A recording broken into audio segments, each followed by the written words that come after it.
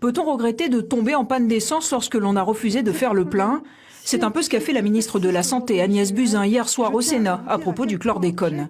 Elle répondait à Victorin Lurel, qui souhaitait inclure les victimes du pesticide dans la loi sur l'indemnisation. Le niveau de preuve, effectivement, des études que vous citez, n'est pas suffisant aujourd'hui pour affirmer le lien entre le cancer et la chlordécone. C'est bien la difficulté que nous avons aujourd'hui, puisque l'OMS et le CIRC continuent de considérer que c'est un cancérogène 2B.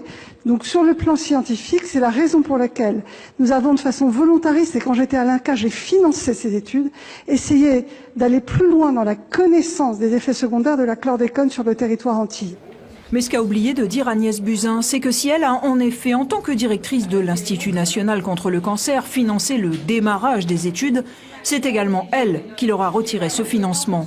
Retour dans le passé. En 2010, la première étude du genre Caruprostate est publiée par l'INSERM en Guadeloupe.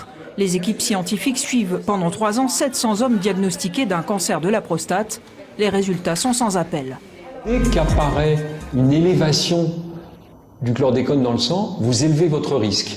Si on admet que quand vous n'avez pas de chlordécone dans le sang, vous avez un risque 1 d'avoir un cancer de la prostate, eh bien dès que le chlordécone commence à pouvoir être mesuré dans le sang, vous élevez légèrement votre risque. Et ça commence à être quelque chose de très significatif, de passer d'un risque 1 à un risque 2 de voir survenir quelque chose.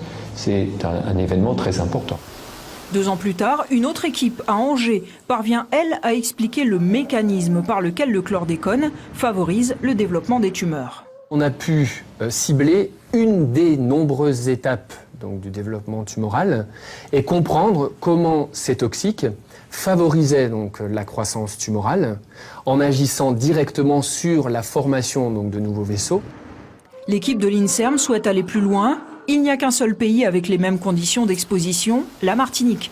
Madiprostate est donc lancé en 2013 et ses financements lui sont retirés en 2014 par l'INCa, présidée par Agnès Buzyn. Ce retrait foudroie en plein vol la seule étude au monde capable de répondre aux interrogations de la première, comme le note son chef de file, le professeur Multinier. Madiprostate aurait pu confirmer ou infirmer en Martinique ce que nous avions observé en Guadeloupe. Malheureusement, cette étude n'a pu se dérouler jusqu'au bout par arrêt des financements. On aurait voulu empêcher de conclure de manière plus consistante. On n'aurait pas mieux fait. Déplorer aujourd'hui le manque de données sur le lien entre cancer et chlordécone est donc paradoxal. Si l'on veut lancer de nouvelles études, il y a en tout cas matière. On recense 600 nouveaux cas de cancer de la prostate par an en Martinique.